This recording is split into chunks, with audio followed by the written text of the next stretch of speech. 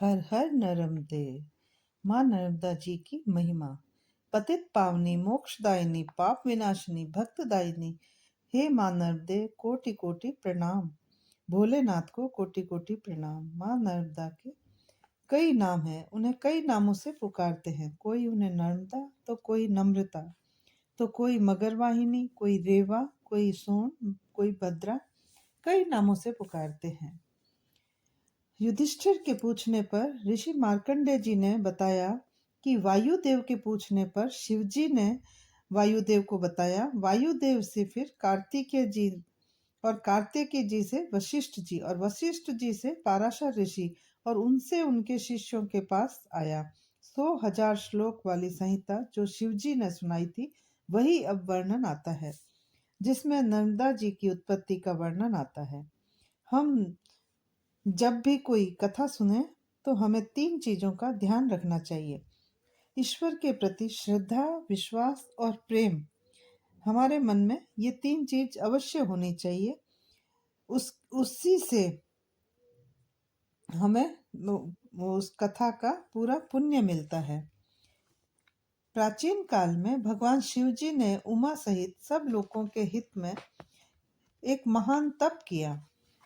ऋक्षवान पर्वत पर समारूढ़ होकर भोलेनाथ ने घनघोर तप किया। तपस्या करते हुए महादेव जी के शरीर से पसीना निकला। उसने पूरे पर्वत को आर्द्र कर दिया।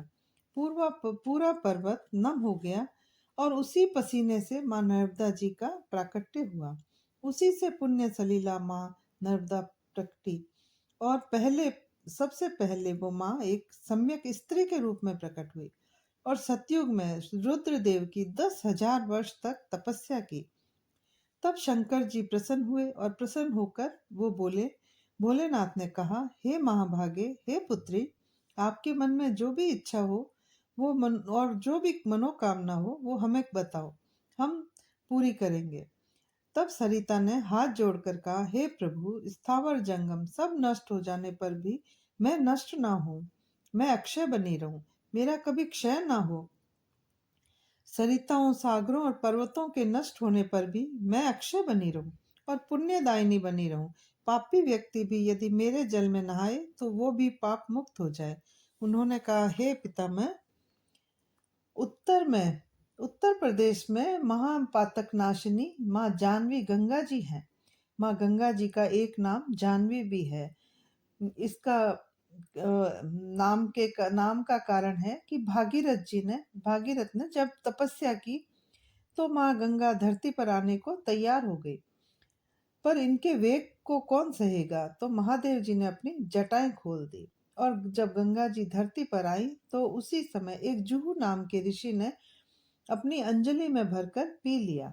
पर जैसे ही पिया तो इतने वेग से गंगा जी आई कि उनकी जंघा को चीर कर निकल गई। तब से गंगा जी का एक नाम जानवी पड़ गया। नर्मदा जी ने कहा कि हे भगवान, उत्तर में गंगा जी बहती है, पर मैं दक्षिण में बहूं और सब देवता मेरी पूजा करें। भूतल पर आई गंगा जी जैसे प्रसिद्ध हैं, वैसे दक्षिण में मैं प्रसिद्ध हूँ। मैं दक्षिण गंगा के नाम से जानी जाऊं। और कहा कि हे भगवान, जो फल सब तीर्थ में मिलता है, वही फल मेरे जल से नहाने से मिले। कैसा भी पापी हो, यदि 1 महीने नर्मदा जी के में नहा ले तो वो पाप मुक्त हो जाता है। हे करुणानिधान भोलेनाथ, समस्त वेदों से तथा सभी यज्ञों के संपन्न होने पर जो फल मिलता है वह सब मुझमें स्नान मात्र से प्राप्त हो जाए, यही मेरी इच्छा है। सर्व स्वदान और उपवास आदि से तथा समस्त तीर्थों के स्नान से जो फल प्राप्त हो, हे भगवान, वही फल मेरे जल से प्राप्त हो। मेरे तट पर जो मनुष्य भगवान भोलेनाथ शिव जी की अर्चना करें, वे सब आपके लोक को प्राप्त हों, यही वरदान मुझे दीजिए। हे भगवान, भगवती उमा सहित आप और समस्त देवताओं के साथ हे विश्वनाथ, मेरे तट पर आप भी नित्य निवास करें, यही वर दे। मेरे जल में सत्कर्मी, शांत, जितेंद्रिय जीव जो भी मृत्यु को प्राप्त हो, वो सब अमरावतीपुरी को जाए। त्रिलोक्य में महापातक नाशनी नाम से मैं विख्यात हूँ। हे महादेव, यदि आप प्रसन्न हैं तो यही वर दीजिए। मार्कंडे ऋषि ने युधिष्ठिर से कहा कि हे राजन, ये और अन्य दिव्य वर मांगे जाने पर भोलेनाथ ने प्रसन्न होकर नर्मदा जी को सारे वर प्रदान किए। इसी से मां नर्मदा जी महान पुण्यशिला और महापातक नाशिनी, यह तीनों लोकों में दक्षिण गंगा के नाम से विख्यात हुई। क्षीण महानद नर्मदा सुरसा कृताकर्पा मंदाकिनी दर्शाना चित्रकूटा तमसा विदिशा रंजना बालुका वाहिनी एवं वृक्षपात से उत्पन्न हुई सभी पापों को हरने वाली पवित्र सर्व मंगलदायिनी कल्याण स्वरूपा है। जो भी इन 15 दिव्य नामों से स्तुति करते हैं और भगवान शिव जी द्वारा गाया गया यह प्रसंग भक्ति पूर्व सुनते हैं, वे नर्मदा में स्नान से उत्पन्न होने वाला समस्त पुण्य फल प्राप्त करते हैं। हर हर नर्मदे। आप भी अगर ये अच्छी लगे कथा तो आप कमेंट में हर हर नर्मदे जरूर लिखिए, और लाइक, अगर अच्छा लगे तो लाइक कीजिए और सब्सक्राइब भी कीजिए।